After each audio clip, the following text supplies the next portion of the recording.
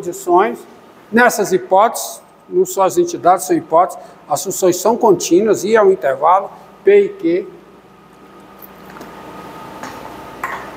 são funções contínuas. Ele diz o seguinte: dados x0 no intervalo I e y0 real, existe e só existe uma única solução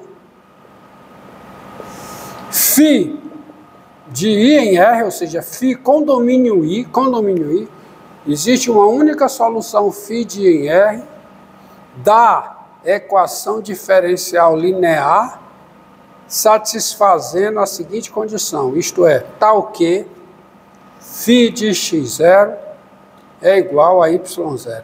Esse é o teorema de existência e unicidade para equações diferenciais lineares de ordem 1. Tá? Então, essa equação de P e Q são contidas no intervalo I. Então, dado x0 em I e y0 real, existe, vírgula, né? Existe uma única solução, existe mesmo, e só tem uma única solução φ de I em R da equação diferencial linear, dessa daqui, que no ponto x0 é y0. Tá certo? Então, aqui é o seguinte, ó. O I pode ser aberto, pode ser fechado. O fato é o seguinte. Está aqui o sistema de coordenadas cartesianas, x e y. Digamos que o I está aqui. Está aqui. Então, nessas condições, dado um ponto de abscissa x0 em I e ordenada y0 real qualquer, só tem uma solução e somente uma solução da equação com domínio I que passa, cujo gráfico passa por esse ponto, ou seja, tem uma solução passando por esse ponto, e só tem uma, qualquer que seja o ponto. E é óbvio, né? Os gráficos dessas soluções dão uma decomposição, dão uma foliação do retângulo I cartesiano R. Porque quem é I cartesiano R? É uma faixa aqui do plano. Então, nessa faixa, os gráficos das soluções dão uma decomposição, porque não existem duas soluções distintas passando por o mesmo ponto. Por um ponto, só tem uma solução passando por esse ponto. E aí, é muito bom. A demonstração desse teorema está feita em detalhes nas notas de aula, e é uma demonstração construtiva. Por quê? Porque a demonstração exibe quem é a solução. Dado x0 e y0, ela exibe quem é essa solução. Mas se você for estudar, e aí você deve estudar, tá? E ao estudar, você não memorize a cara da solução, porque tem uma fórmula lá para a solução, na demonstração que eu dou nas notas. Mas não memorize a solução, memorize o procedimento lá adotado para encontrar a solução, no caso geral, que satisfaz essa condição. Tá? E o procedimento é o seguinte, é quando você pega uma equação desse tipo, linear, você multiplica a equação pela exponencial de uma primitiva da P. Porque quando você multiplica a exponencial por uma primitiva da P, que você multiplica a equação pela exponencial de uma primitiva da P, o lado direito vira uma derivada. E aí você resolve. Por exemplo, resolva a equação. Resolva a equação diferencial linear, que é essa daqui. F' de x mais xf de x igual a zero. Tá? mais x, f de x igual a zero. Veja, assim, já ia esquecendo. Quando a função Q é nula, você diz que a equação diferencial linear ela é homogênea. E aí você, entendeu? Quando a função Q é nula, por exemplo, essa equação é a equação diferencial linear homogênea. E é óbvio que toda equação diferencial linear homogênea, ela é separável. Então, todo aquele procedimento que eu fiz para os vários casos, vários exemplos de equações diferenciais separáveis, se aplicam aqui. E essa equação aqui, ela é separável. Então, eu posso resolver pelo método de variáveis separáveis. Mas eu também posso usar o procedimento geral, que eu, inclusive, já fiz lá no cálculo 1. Já fiz esse procedimento lá no cálculo 1. Pega essa equação aqui. Quem é P? Quem é? Quem é Q? Função nula. É função nula, as duas com domínio R. E as duas são contínuas com domínio R. Então, nesse teorema aqui, à luz desse teorema, quem é I para esse caso? I é R. Então, eu sei que tem essas funções de R em R. Tem as soluções de R em R. Por cada ponto do plano, passa uma solução de R em R. Então, o teorema já me diz isso. Então, vamos lá. Solução. Então, já parto disso. Seja φ de R em R, seja φ de R em R. Isso aqui é quantificador universal. Seja, dada uma solução φ de R, seja φ de R em R, uma solução de quem? Da equação diferencial linear. Tem-se, portanto, o quê? Φ' de x mais o quê? X φ de x. Isso é igual a zero, qualquer que seja o x real. Daí, você tem o seguinte. Quem é P? Quem é a função P? Quem é? Na forma geral da equação diferencial. Quem é a função P aí? Quem é? X. Eu vou multiplicar pela exponencial de uma primitiva de x. Me deu a primitiva de x. Primitiva de x. x2 sobre 2. Então, daí, vou multiplicar a equação e elevado a x2 sobre 2, vezes o quê? Φ' de x, mais e elevado a x2 sobre 2, vezes x. Φ de x, isso aqui é igual a quê? A zero, qualquer que seja o x real. Ou seja, esse procedimento de multiplicar a equação pela exponencial de uma primitiva da P, que no caso é x, me dá no lado direito uma derivada. É, regra do produto. Isso aqui é a derivada em relação a x de quem? De elevado a x2 sobre 2 vezes φ de x. E isso aqui é zero em toda a reta. Mas se uma função contínua, que é o caso, porque a φ é diferenciável, φ é solução, φ é diferenciável, contínua. Se a derivada de uma função, a φ é diferenciável, mais forte. A φ é diferenciável, esse produto é diferenciável. Se eu tenho uma função diferenciável no intervalo e a sua derivada é zero em todos os pontos desse intervalo, essa função é constante. Logo, você tem E elevado a quê? x2 sobre 2, φ de x, igual a C, qualquer que seja o x real. Onde C é o número real, uma constante. O que dá φ de x igual a quê? A C vezes E elevado a menos x2 sobre 2, qualquer que seja o x real. E repare, embora eu não explicite, escreva, isso aqui é a solução geral. Toda solução é dessa forma. Por quê? Porque, veja bem, isso aqui é uma sequência de implicações. Essa sequência de implicações mostrou o seguinte: se φ de R em R é solução, φ tem essa cara.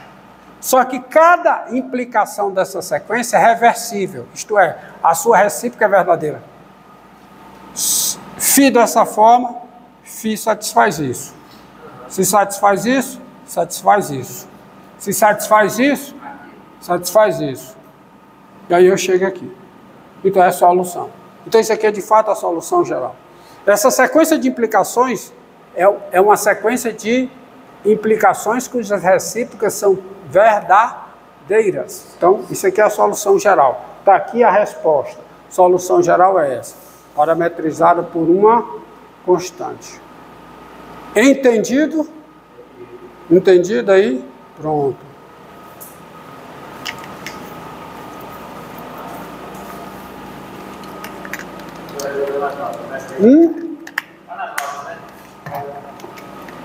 Tá. Vamos resolver uma aqui, ó. Aí observe, ó. Vamos mudar um pouquinho essa e resolver essa daqui.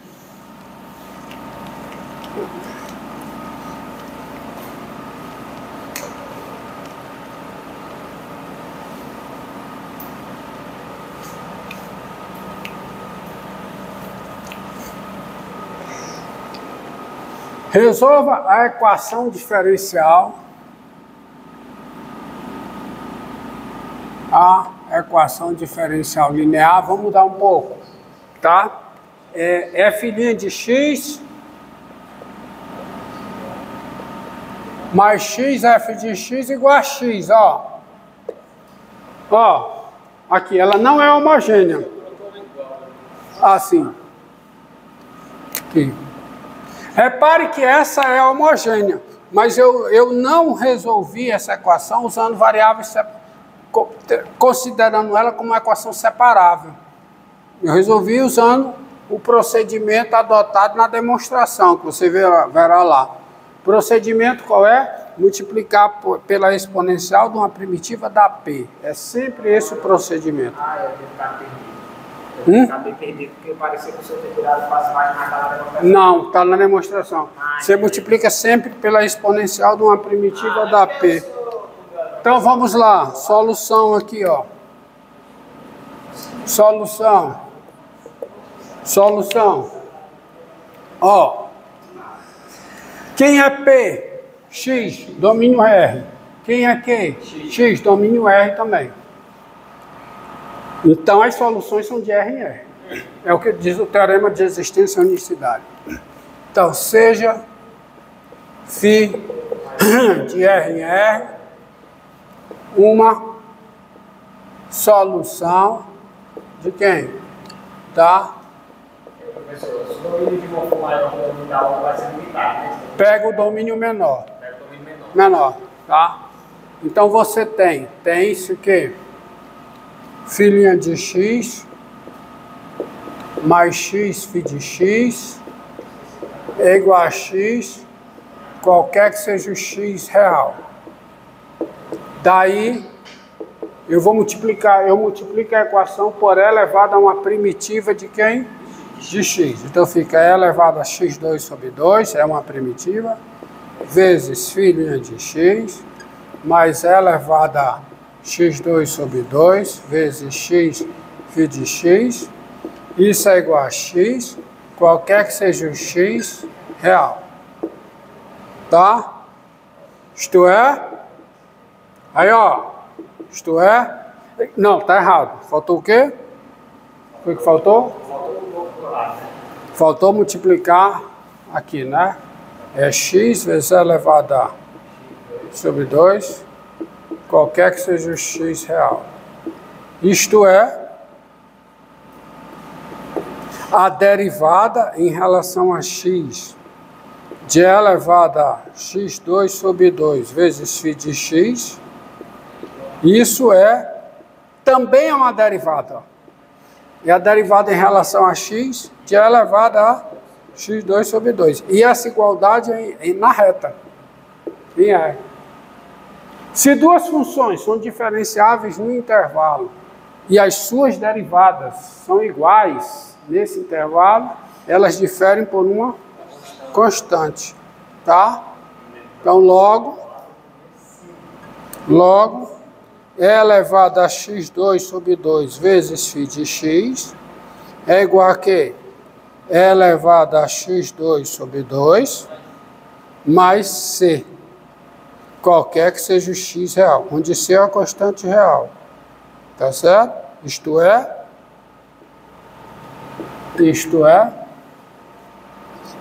quem é φ de x? Φ de x quem é? Quem é φ de x? Solução. Vai ser 1 mais c vezes o quê? Elevado a menos x2 sobre 2. Elevado a menos x2 sobre 2. Porque eu vou dividir tudo por elevado a x2 sobre 2. Então, φ de x é igual a 1 mais c vezes elevado a menos x2 sobre 2. Qualquer que seja o x real. Então, está aqui a solução geral. Toda solução é dessa forma, onde c é uma constante. Tá? Onde c é uma constante, é um número real. Então, quando eu vario em c, eu tenho todas as soluções da equação. Soluções em R. Tá? Professor, aí no teorema já está me dizendo a questão da problema de valor inicial também. Tá. O problema de valor inicial é só você achar a constante. Tá? Exemplo, ó. Deixa eu ver um outro exemplo aqui. Está na aula 28, né? Já estamos na aula 28, né? Não. Na 27, né? É na 27. Ó. É importante você observar o seguinte, ó. Resolva a equação. Resolva a equação. Resolva a equação. F' de x mais 1 sobre x. F de x igual a quê? Igual a x2. Ó. Resolva esta equação. Eu deixei o teorema aqui. Você olhar para o teorema, porque nós vamos resolver à luz do teorema.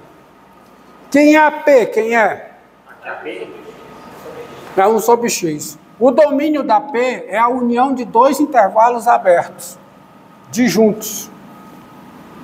O domínio da P, nesse caso, função P, que é a função 1 sobre x, o seu domínio, tá, é a união de dois intervalos.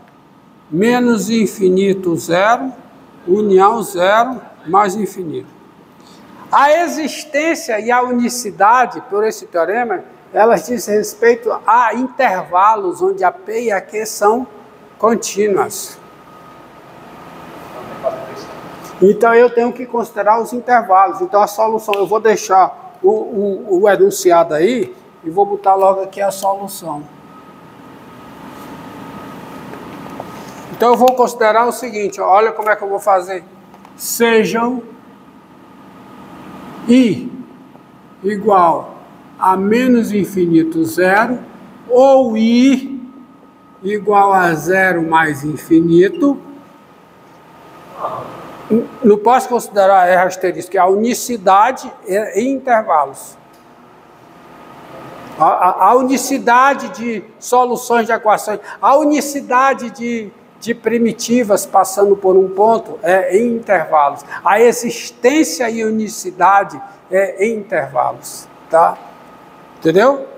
A existência e unicidade, as duas coisas. Então, sejam I igual a isso, e φ de I em R, e φ de, que eu sei que tem, e φ de R, uma só, porque em cada um desses intervalos, as funções P e Q são contínuas. O domínio da Q é o R2, mas o domínio da P não. É o R, desculpe. O domínio da Q é o R, mas o domínio da P não é R. O domínio da P é isso aqui. Então eu vou pegar, sejam I igual a isso ou I igual a isso, e φ de R, uma solução da equação diferencial. Tens. Aí no caso tem que trabalhar com o menor, né? A intersecção, não tem que trabalhar com menor, tem que trabalhar com a intersecção. Tem que trabalhar com um intervalo que está contido na intersecção dos domínios. Então, é o intervalo maximal contido na intersecção dos domínios. Então, if de é uma solução da equação diferencial. Então, você tem o quê? Filhinho de x mais 1 sobre x vezes φ de x.